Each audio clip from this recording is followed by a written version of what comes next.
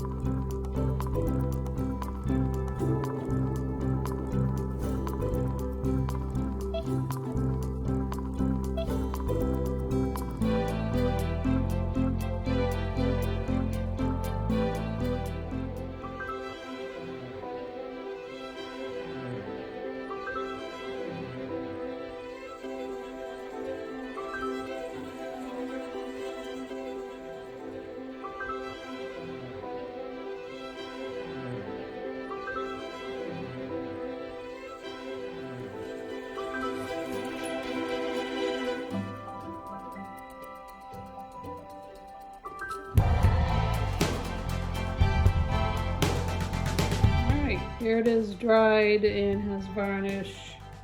Sorry for the lighting glare. We'll get a little closer up to the details.